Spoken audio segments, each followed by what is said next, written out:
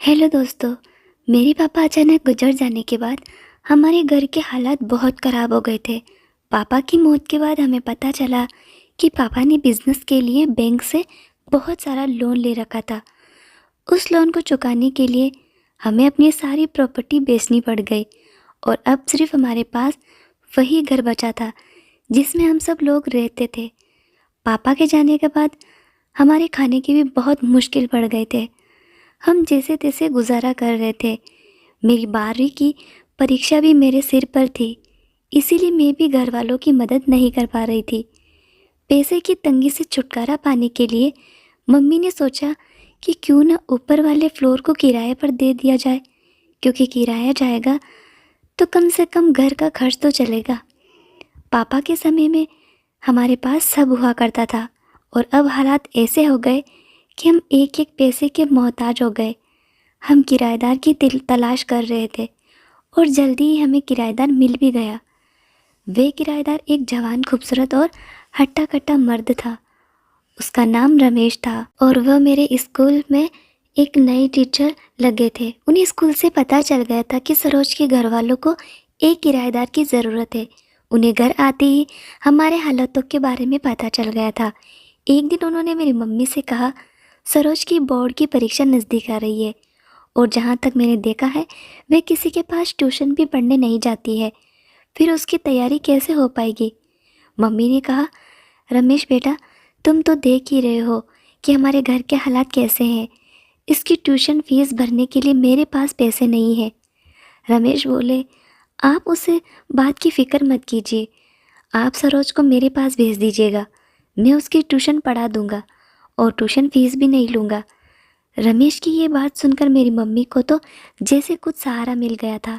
Mummy ने कहा, शुक्रिया बेटा, मैं आज से ही सरोज को तुम्हारे पास पढ़ने के लिए भेज दूँगी।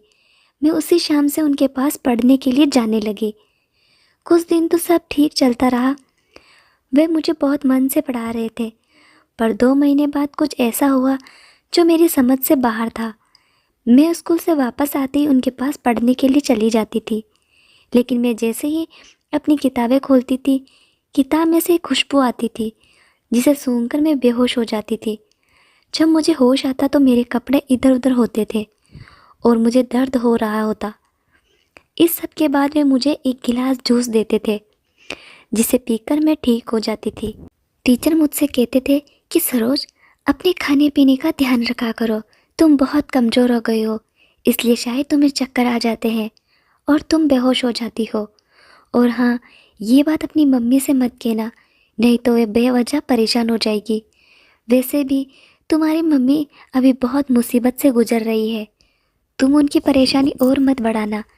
मैं तुम्हें रोज़ एक गिलास जूस बनाकर दे दिया करूँगा, जिससे तुम जल्दी ठीक हो गई और तुम्हारी कमज़ोरी भी दूर हो जाएगी। काफ़ी दिनों तक ऐसे मैं रोज़ उनके पास ट्यूशन पढ़ने जाती थी और किताब खोलते ही बेहोश हो जाती थी। जब मुझे होश आता था तो मेरे पूरे बदन में दर्द हो रहा होता। अब मैं भी सबसे तंग आ चुकी थी। फिर एक दिन मैं वहाँ रखी किताब खोली ही नहीं और बेहोश होने का नाटक करने लगी। उसके बाद जो मेरे साथ हुआ उसे सोचकर मेरी रूह काँप उठी। उस वक्त मैं 18 साल की थी और 12वीं कक्षा में पढ़ती थी। हम बहुत अमीर परिवार से थे। मेरे परिवार में मेरे मम्मी पापा और एक छोटा भाई था। हमारे पास किसी भी चीज़ की कमी नहीं थी और सब कुछ अच्छा चल रहा था। पर कहते हैं ना कि बुरा वक्त कभी पता कर नहीं आता। हमारी ज़िंदगी में भी बुरा वक्त आया और उस पर बुरे वक्त ने हमारे पापा को हमारे से छीन लिया। उनके जाने के बाद उनके पार्टनर ने धोखे से उनका सारा बिजनेस हड़प लिया और सारा बैंक लोन जो पापा के नाम से था वे भी नहीं चुकाया। समय से लोन न चुका पाने की वजह से बैंक वाले अब मेरी मम्मी को परेशान करने लगे थे। मेरी मम्मी जिससे भी मदद मांगने जाती थी वे उनका फ़ायदा उठाने की कोशिश करते थे। यहाँ तक कि हमारे मामा मामी और चाचा चाची ने भी हमारी मदद करने से मना कर दिया था। बड़ी मम्मी ने तो हमारा फ़ोन उठाना भी बंद कर दिया और ना ही बड़े पापा को उठाने देती थी। ये सब वही लोग थे जो हमेशा मेरे पापा से मदद मांगने आते थे और मेरे पापा दिल खोलकर इन लोगों की मदद करते थे। पर हमारे मुश्किल वक्त में किसी ने हमारी मदद नहीं की। मेरे चाचा जी, उनकी उम्र ज़्यादा होने की वजह से शादी नहीं हो पाई थी। जब मेरी मम्मी उनसे मदद मांगने गई तो उन्होंने प्रस्ताव रखा, अगर वे उनके साथ पति पत्नी वाला रिश्ता रखेगी तो वे पापा का सारा कर्जा चुका देंगे और उनके बच्चों का भी ख्याल रखेंगे। मेरी मम्मी को उनकी बातों से इतनी घिन आई कि वे फिर किसी के पास मदद के लिए नहीं गई। मम्मी ने पापा के ऑफिस के अलावा सब कुछ बेच दिया था और सारा कर्जा चुका दिया और बचे हुए पैसों से एक छोटा सा घर खरीद लिया। अब हमारे पास बचत के नाम पर कुछ भी नहीं था। एक टाइम के खाने के बाद हमें ये भी पता नहीं होता था कि दोबारा खाना मिलेगा भी या नहीं। मेरा छोटा भाई बहुत छोटा था। जब वे दूध के लिए रोता था तो मेरी मम्मी उसे पानी में चावल का आटा घोलकर पिला देती थी। हमारे बहुत ही बुरे दिन आ गए थे। जब मम्मी को लगा कि ऐसे गुजारा नहीं हो पाएगा तो उन्होंने कोई काम धंधा करके सोची। बहुत हाथ पैर मारने के बाद उनको एक अस्पताल में नर्स की जॉब मिल गई थी, पर उनकी सैलरी इतनी नहीं थी कि हमारे सारे खर्च निकाल सके। मेरी मम्मी जैसे तैसे मेरे स्कूल की फ़ीस तो भर देती थी, पर ट्यूशन की फ़ीस ना भर पाने की वजह से ट्यूशन टीचर ने मुझे क्लास में आने से रोक दिया था। एक दिन मेरी एक पड़ोसन ने मेरी मम्मी को सलाह दी कि क्यों ना आप अपने घर का ऊपर वाला फ्लोर किराए पर उठा दो, इससे आपको 4 पैसे भी मिल जाएंगे।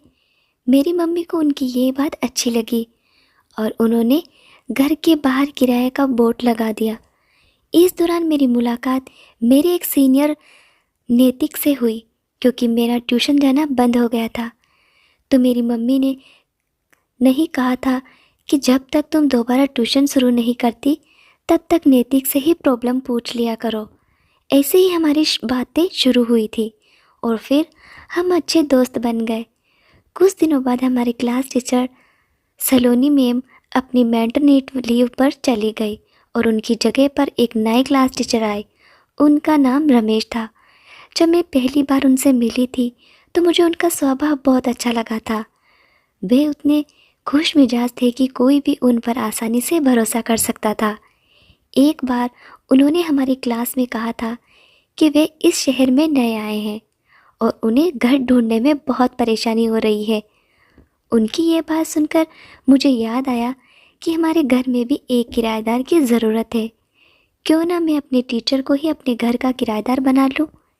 यही सोचकर मैंने उन्हें अपने घर का पता दे दिया और शाम को घर आने के लिए बोला। जब ये बात नैतिक को पता चली तो उसने एतराज़ जगाते हुए कहा कि सरोज, तुम और तुम्हारी मम्मी घर में अकेले रहते हो, तुम जवान हो, तुम्हारी मम्मी भी ज़्यादा बूढ़ी नहीं है, ऐसे में तुम लोग एक जवान लड़के को अपने घर में किराएदार कैसे रख सकते हो, और वे भी तब जब तुम उस लड़के को बिल्कुल नहीं जानती हो।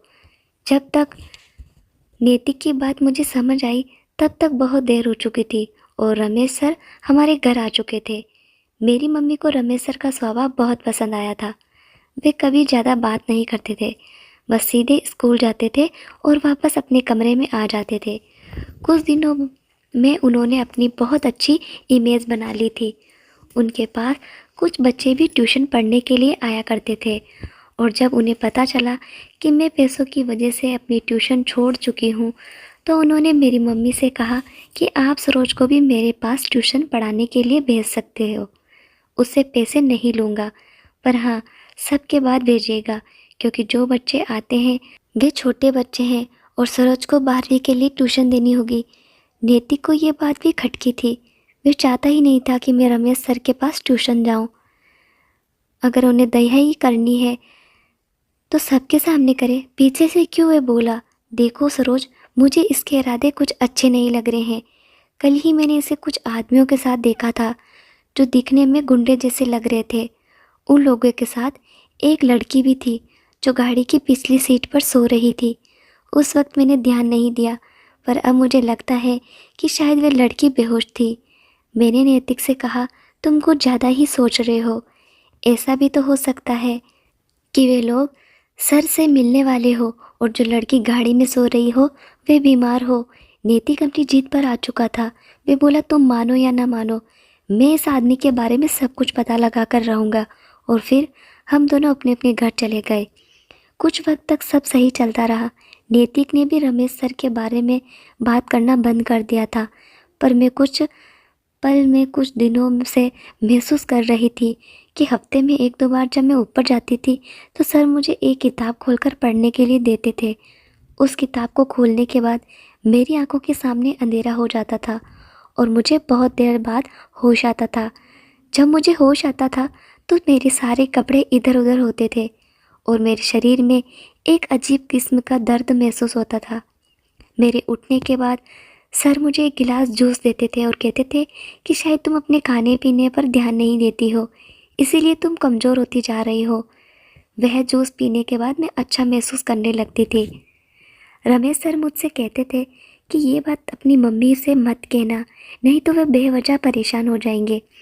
वैसे भी तुम्हारी मम्मी अभी बहुत मुसीबत से गुजर रही है, तुम उनकी परेशानी और मत बढ़ाना।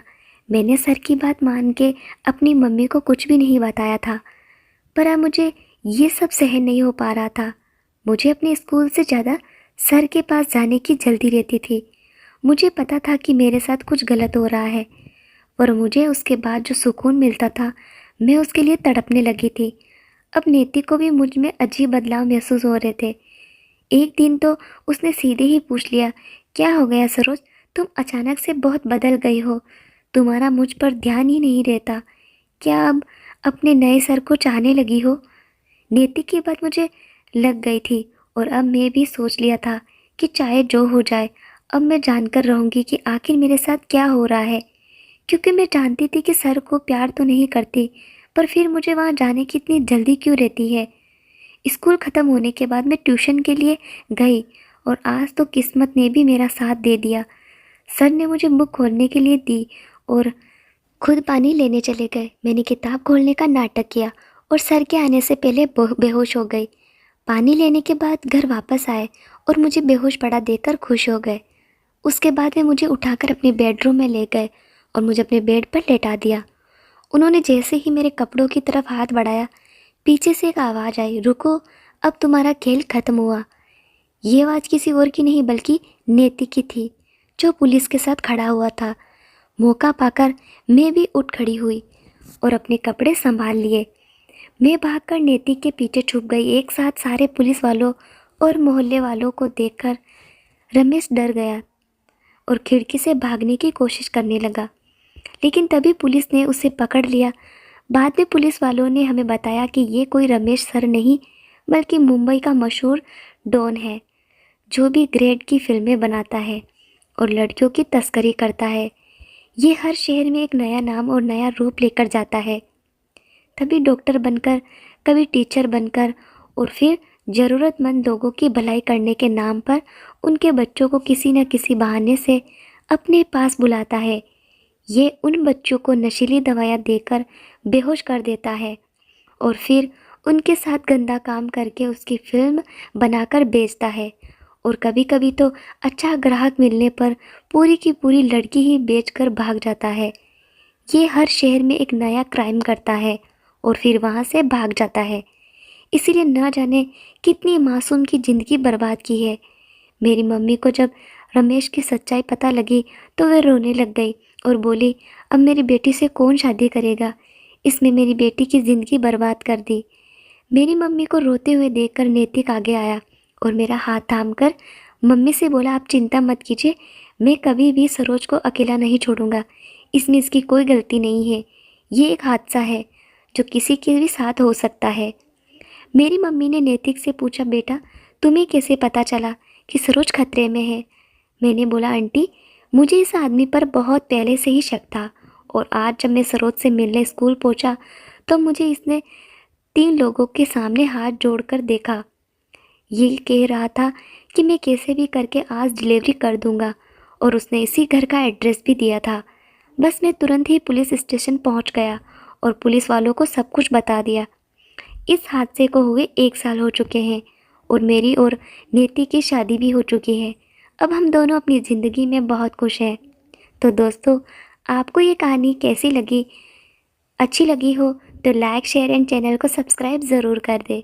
धन्यवाद।